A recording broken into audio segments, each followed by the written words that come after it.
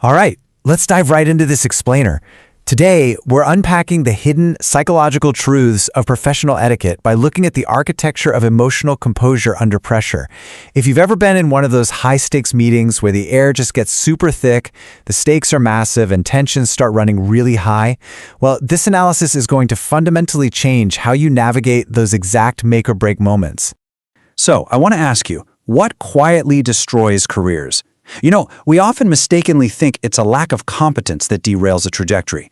We assume professionals fail and miss out on big promotions because they missed a major deadline, bungled a massive spreadsheet, or maybe just lacked the technical skills required for the next level. But our source material reveals something completely different.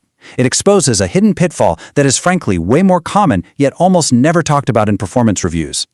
The absolute crucial takeaway here is that a single, uncontrolled moment, one emotional reaction under pressure, can instantly shatter everything you've worked so hard for. Think of the brilliant VP who snaps at a vendor during a minor supply chain delay, or the star project manager who aggressively cuts off a colleague during a tense strategy review. That one angry response, triggered the absolute second their pride is threatened, is literally all it takes for the people around you to suddenly start seeing you entirely differently. And that is how careers quietly, but very decisively, derail. Okay, moving into Section 1, the silent career destroyer. It's wild, but when egos feel challenged, logic just completely disappears. Tense workplaces turn into chaotic environments the moment defensiveness enters the room.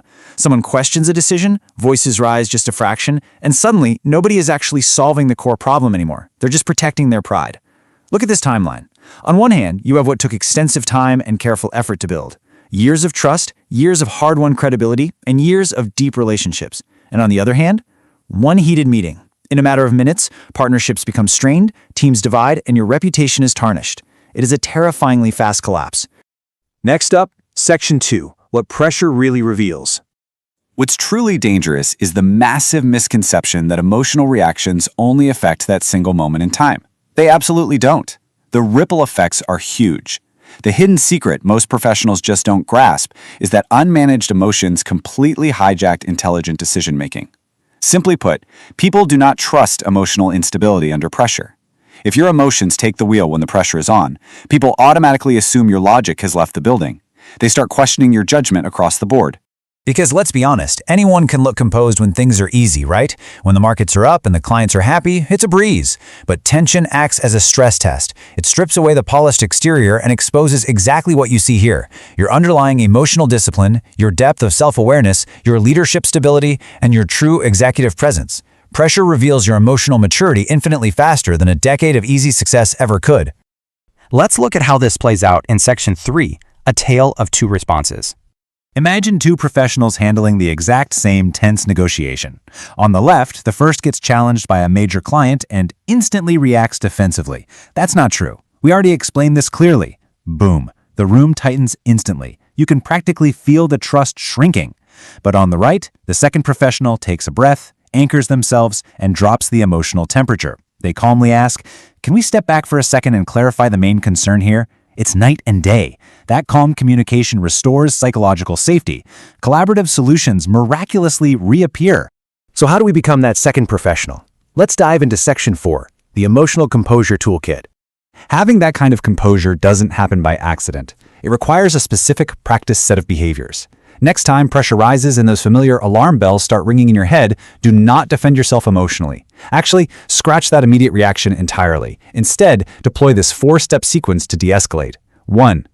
Pause. Give yourself a physical second. 2. Breathe. 3. Observe the emotional atmosphere without judgment. And 4. Reframe the conversation. Slowing down gives your logical brain the crucial seconds it desperately needs to catch up and take control. Okay, once you've reframed internally, what do you actually say? Well, it starts with a simple commanding phrase like this: let's clarify the key issue. When the room is spinning with emotion, you use this verbal anchor. It instantly cuts through the noise. It signals strength, not weakness, by actively guiding everyone away from personal defensiveness and steering them right back to the core business problem. Or consider this incredibly powerful approach when things get really heated.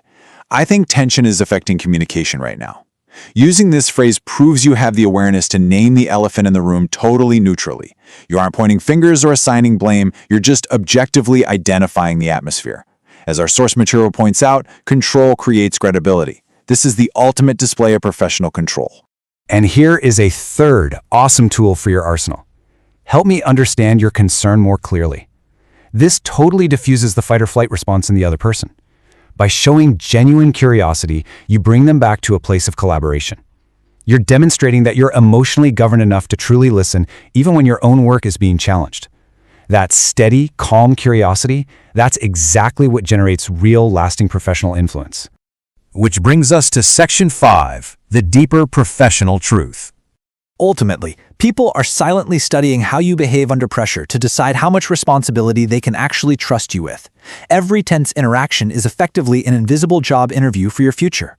Your emotional reactions directly dictate your trajectory across your leadership opportunities, the strength of your partnerships, and your viability for future promotions.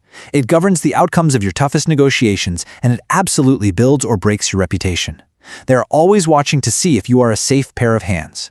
So true executive presence isn't just looking sharp in a tailored suit. As defined here, it is emotional steadiness under stress. It is the distinct ability to remain crystal clear when the emotions of everyone around you become completely chaotic.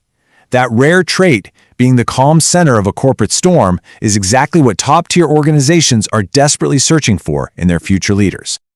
These principles are explored in depth in the book Mastering Professional Etiquette. It teaches you to protect your credibility before you're ever publicly tested. Because business etiquette isn't just about polite manners. It's about deeply understanding these emotional and behavioral patterns. It's about using your toolkit to command respect when the stakes are at their absolute highest. So, I want to leave you with this provocative thought. The next time a meeting gets heated, will you let pressure expose your ego, or will you use it to prove your professional power? Remember, emotional mastery is professional power. Don't let pressure test you. Master it.